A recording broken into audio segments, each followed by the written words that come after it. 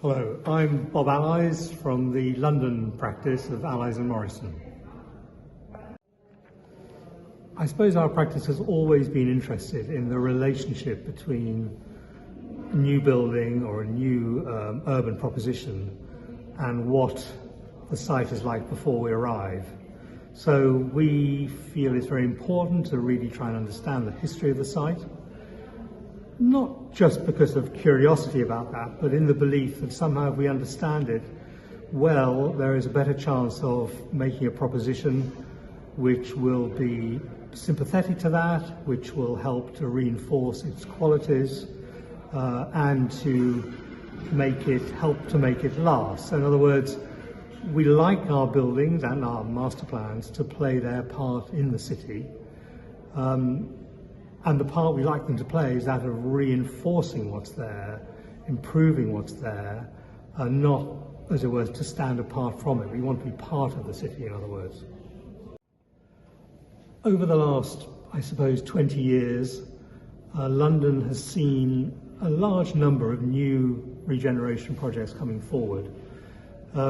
Nearly always they're in areas which were used for industry or the railways, or they're in river valleys. They're all changing what's required. The uses become redundant, and to regenerate those or reoccupy those requires a new intervention, which is more than just a proposition about, as it were, what uses should go where.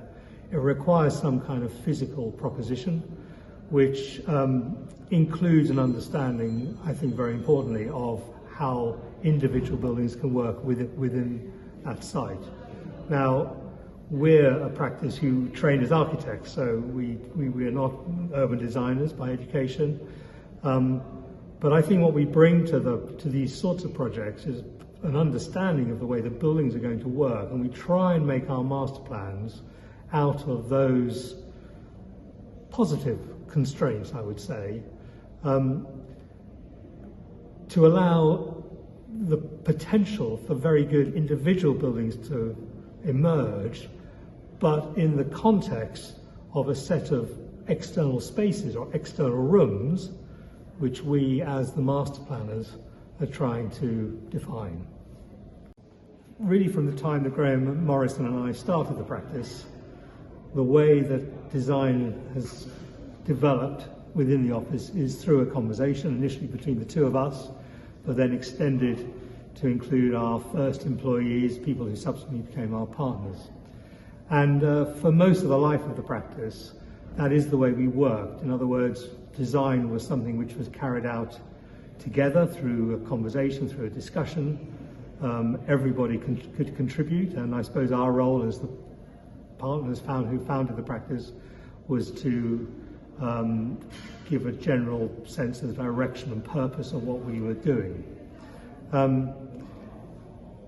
As the practice has evolved, of course, those processes change. So today the practice has become a more complex organisation with different individuals working now in different parts of the world, actually, as well. So we no longer are influencing the process. But I still like to think that the way we work within the practice is not through, as it were, individual visions or speculations. It is about a sharing of possibilities, of propositions, and a debate about how they should best be developed. When we started working in Doha and Musharraf, a project which we carried out with Arup and with AECOM, we obviously confronted a very, very different type of environment, particularly in terms of its microclimate. And so, although much of the attitude we brought to our London projects, we also brought to Doha, what we were looking to create there was a very different type of place.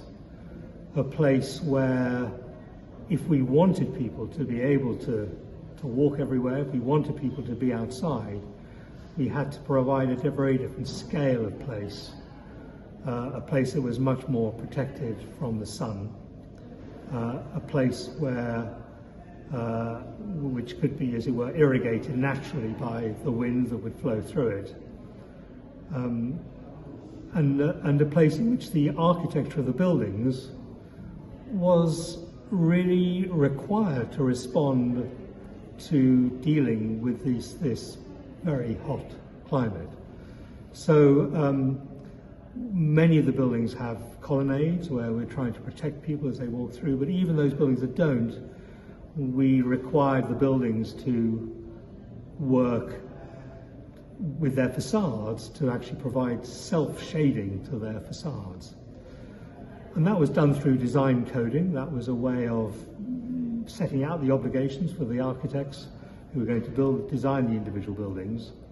And I suppose that in the future, that is something which we are beginning to find very interesting, that through design coding in terms of the building performance within a particular microclimate, you might be able to generate an architecture, a type of architecture of certain types of buildings that look in a certain way without having to impose them from an aesthetic point of view. In Doha there is an approach to detail and to materiality which we have defined and called for within the architecture. But that further possibility, that attitude to sustainability, to microclimate, might be coded in such a way you begin to produce a sort of, almost a kind of vernacular that grows out and is shared by all the buildings, is something which certainly intrigues us now. When I look back over the 40 years or so of our practice, one thing one realizes that there are a succession of new issues which architects have to keep dealing with, and they come at us in waves, and we change our practices in response to those. And at the moment, clearly, it's the climate emergency which is changing the way we think, the way we think about designing the buildings, the way we think about existing buildings and whether we can retain them. And all of those issues are enormously important. But at the end of the day, the architect still has to make decisions. They still have to make decisions about the form of buildings, about the detailing of buildings, about the design of facades. And these, in the end, are compositional questions. We have to confront the way in which we do things, and we have to make physical propositions. So I would like, in the future, to see the profession not forget about that, not be distracted completely by issues which in many ways you might argue are much more important, but reflect on the fact that we alone bring these skills, and we need to learn them, and we need to be able to apply them. I always like the fact that we talk about an architectural practice. And practice, as we know in other fields, is a process by which you keep developing your skills and your knowledge through a very slow process, gradually getting better at what you do by reflecting on what you've done and trying to make improvements. And still, in the discipline of architecture, there are still lessons to be learned, both for those entering the profession today and for those who are still in it at this later stage in their lives, like me.